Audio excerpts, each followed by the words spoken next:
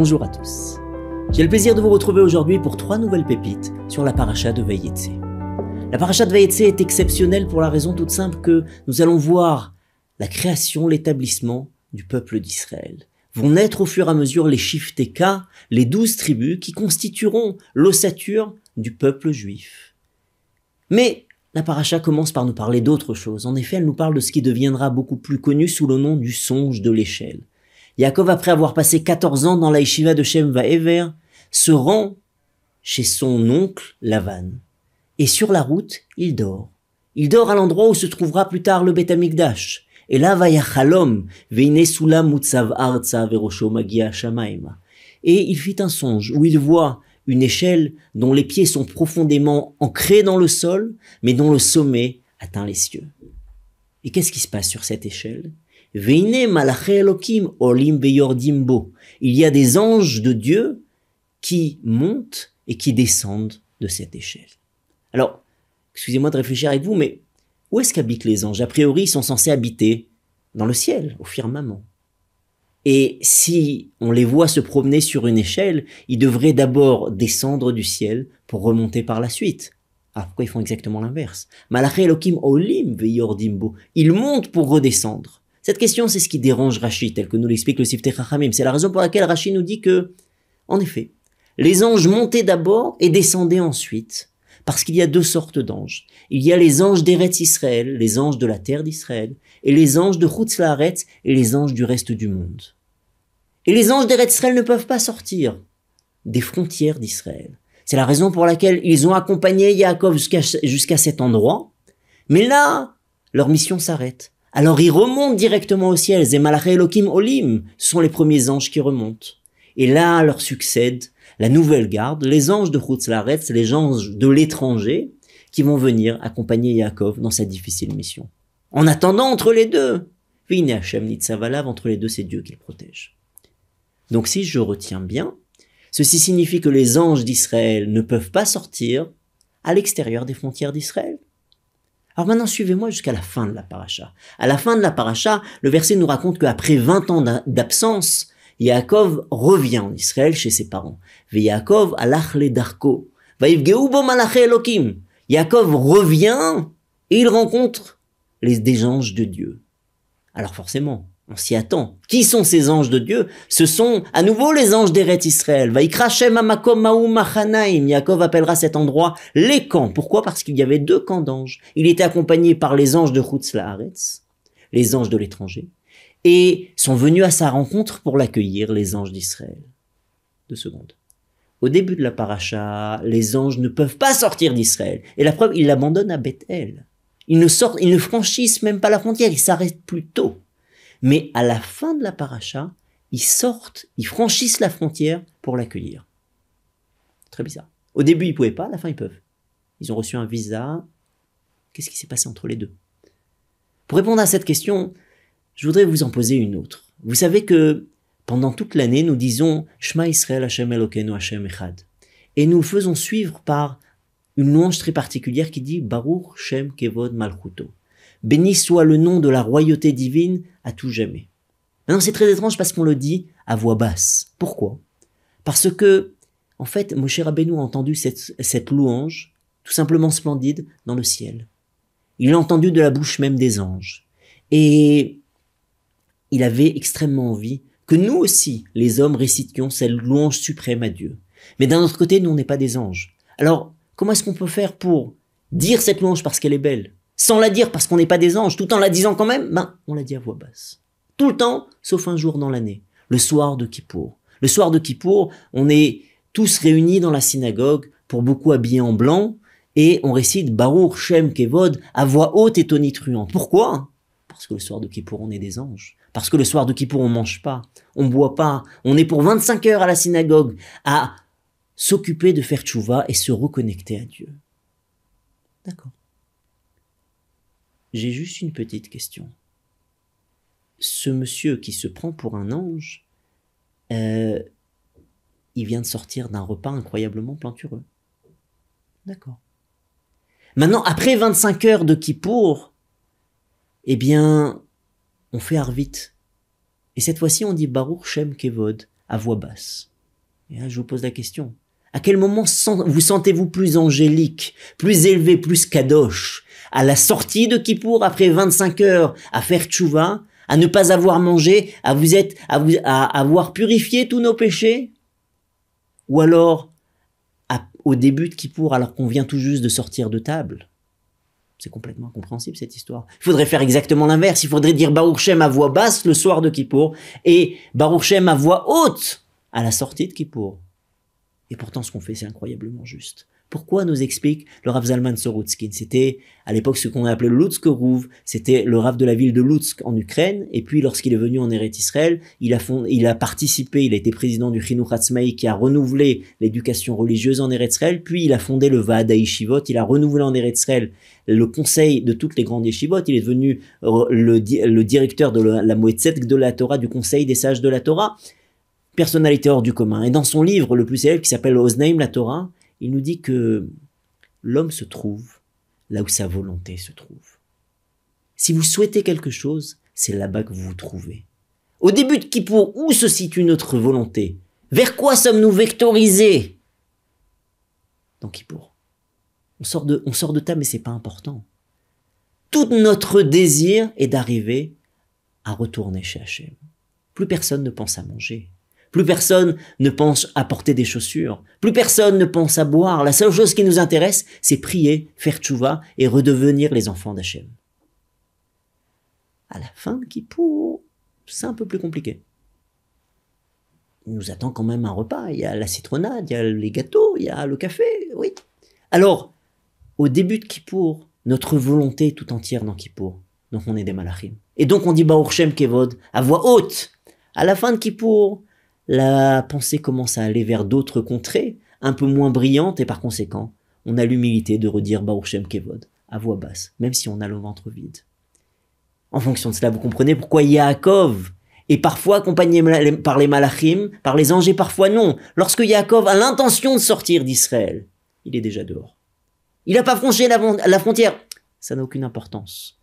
Au niveau technique, il n'est pas sorti, mais au niveau du concept, dans sa tête, il est déjà dehors. Donc les anges ne peuvent que retourner au ciel pour envoyer la nouvelle garde des anges de Chutz La'aretz. Mais lorsque Yaakov a décidé de revenir en Eretz Israël, alors il est déjà là.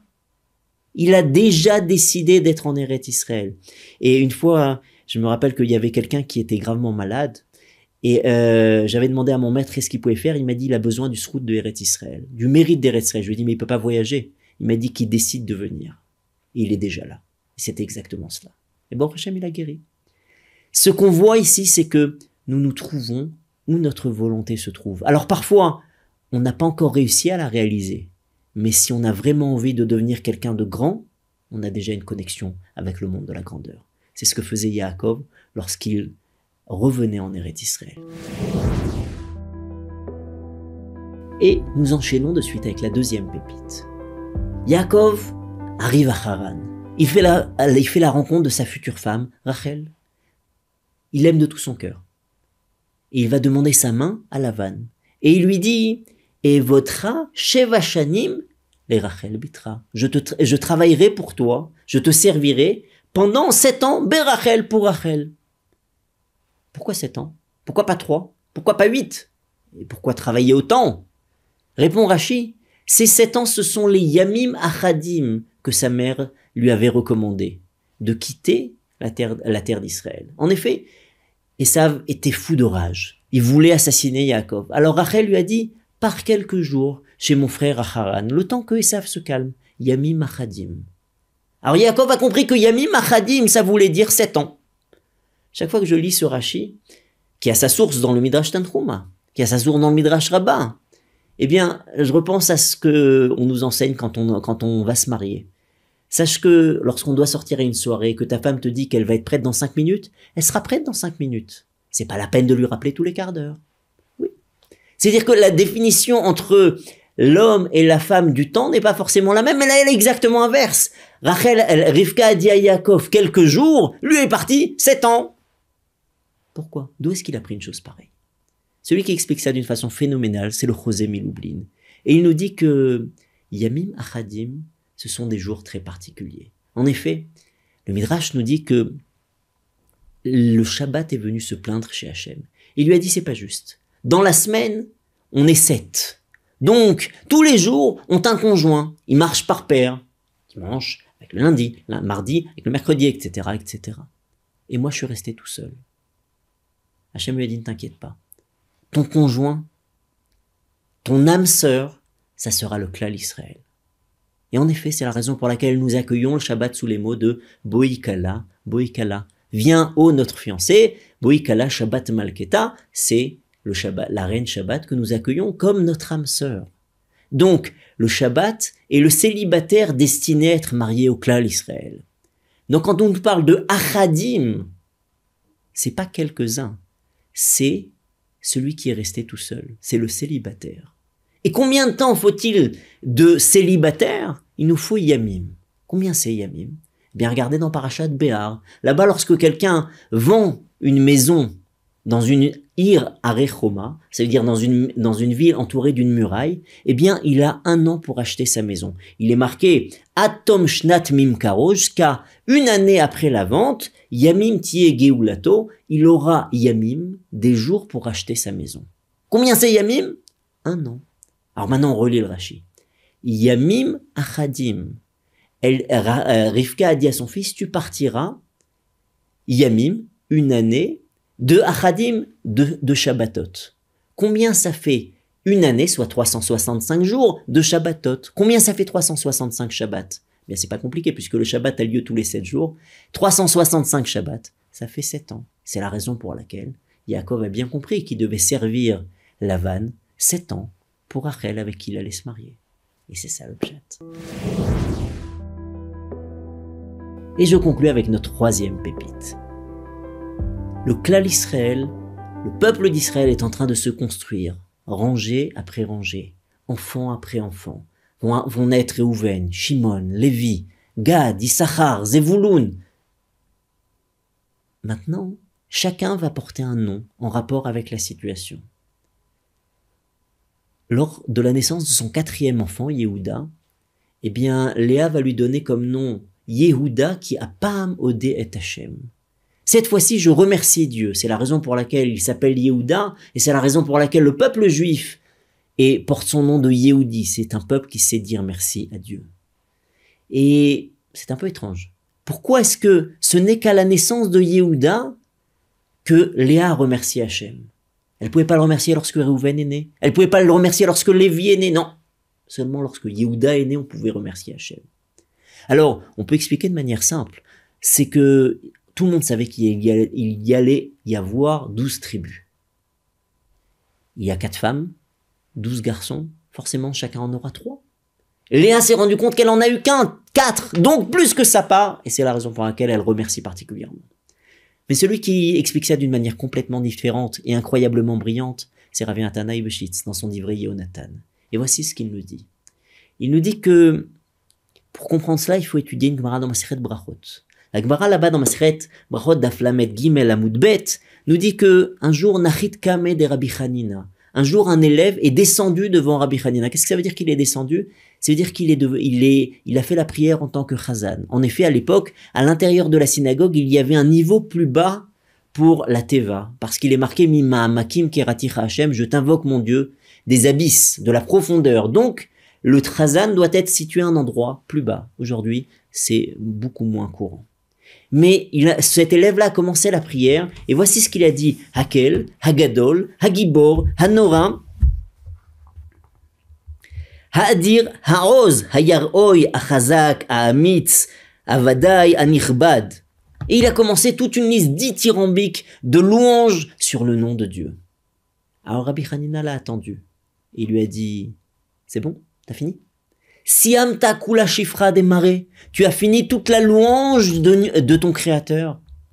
Alors là, elle lui dit, mais je sais pas, moi, c'est ce que j'avais à l'esprit. Il lui dit, si tu ne peux pas finir, alors tu commences pas.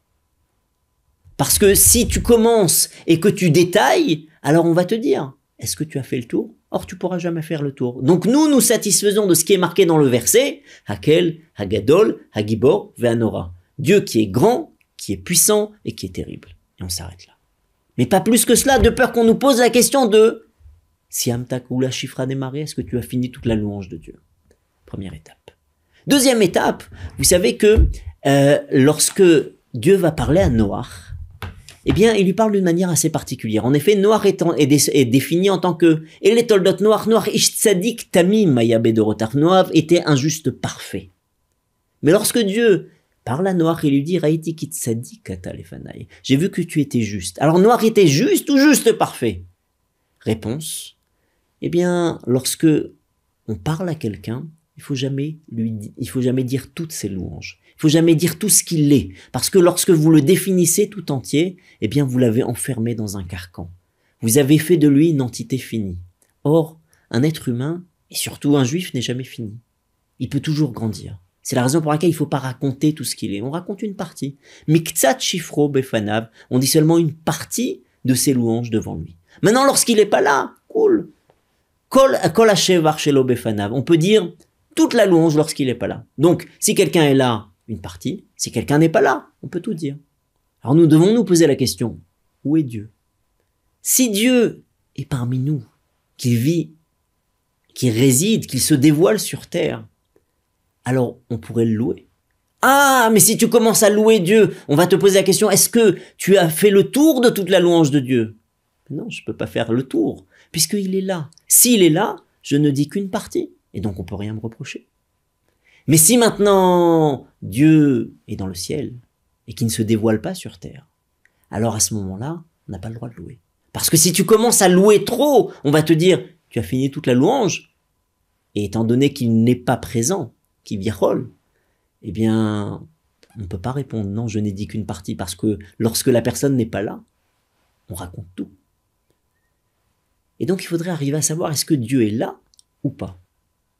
Les Mfarshim expliquent que lorsque Dieu a créé le monde, eh bien tout son but était d'avoir une dira batartonim, un endroit qui l'accueille dans ce monde inférieur, de pouvoir résider sur terre dans le monde de la matière. Et tout notre rôle est justement d'arriver à lui donner une place. Un jour on avait demandé au Kotzkerouv, où se trouve Dieu? La réponse était très simple. Le Kotzker a dit, là où tu le laisses rentrer. Eh bien, Hachem, c'est son but. C'est la raison pour laquelle lorsqu'il a créé le monde, Dieu habitait avec Adam dans le Gan Eden. Maintenant, suite à la rupture de la faute, eh bien, vont venir 7 Rechaïm, 7 personnes perverses, Nimrod et d'autres qui vont se battre contre Dieu. Et Hachem, il n'est pas difficile. Il dit, si vous voulez pas de moi, alors je m'en vais. Il n'y a rien de plus fragile que la présence divine. Si on n'en veut pas, elle disparaît. Et Hachem est passé de la terre au premier ciel, puis du premier ciel au deuxième ciel, et ainsi de suite jusqu'au 7e ciel, lorsque le 7e rachat est apparu, à l'époque de Abraham. Et puis Abraham a commencé tout le chemin inverse, et il a réussi à révéler la présence de Dieu sur terre. Et là, Hachem a dit, alors si vous m'invitez, alors je redescends. Et il est descendu du 7e au 6e, et ainsi de suite, jusqu'au 7e tzaddik. Qui était le 7e tzaddik? Eh bien, on va compter Abraham, Yitzhak, Yaakov, Réhouven, Shimon, Lévi et Yehuda. Yehuda, c'est le 7e tzaddik. C'est celui qui permet à Akadosh Baruch Hu de venir résider sur terre. Alors à ce moment-là, Léa va dire, Apam, Odet Hashem. Maintenant, je vais commencer à louer Dieu. Ah mais attends. De louer Dieu trop, c'est interdit parce que on va te dire, est-ce que tu as fait le tour de toute la louange de Dieu? Mais pas du tout, puisqu'il est là. S'il est là, on dit qu'une partie. Donc tu peux pas me reprocher d'avoir fait le tour puisqu'on ne dit qu'une partie. C'est la raison pour laquelle lorsque Yehuda est né, eh bien on pouvait à nouveau louer Hachem. Et nous résumons donc nos 3 pépites. Première chose, comment se fait-il que les anges n'ont pas pu sortir d'Eretz Israël lorsque Yaakov est sur la route de Haran? Mais lorsqu'il revient vers Eretz Israël, ils sont sortis à sa rencontre. Alors les anges peuvent-ils sortir ou non d'Eretz Israël? Et pourquoi lorsque nous rentrons dans Kippour, nous faisons Baruch Shem Kevod à voix haute, alors que lorsque nous finissons Yom Kippour, nous faisons Baruch Shem Kevod à voix basse? Alors que c'est a priori le moment où on ressemble plus à un ange. Réponse, c'est que l'homme se trouve là où sa volonté se trouve. Je vaux ce que je veux. Je me trouve là où j'aime, là où tout mon esprit est concentré. Lorsque Yaakov cherche à sortir d'Eretz Israël, il est déjà dehors. Lorsque Yaakov cherche à rentrer en Eretz Israël, il est déjà là. Lorsqu'on est dirigé vers Yom Kippour, alors on est déjà un malach. Mais lorsqu'on veut sortir de Yom Kippour, on est déjà dehors. Et donc l'homme se trouvera toujours là où sa volonté se trouve.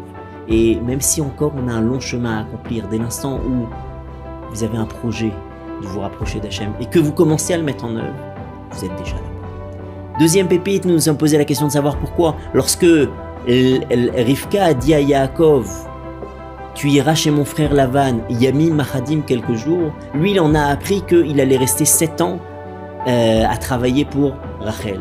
La réponse c'est que Achadim, Echad, celui qui est célibataire parmi les jours, c'est le jour de Shabbat, qui a pour conjoint le peuple d'Israël. Et Yamim, c'est 1 an. Et donc, 1 an de Shabbatot, 365 Shabbats, eh bien c'est justement 7 ans. Troisième pépite. Pourquoi seulement lorsque Yehuda est né, Léa a remercié Hachem, a pas modéré Hachem.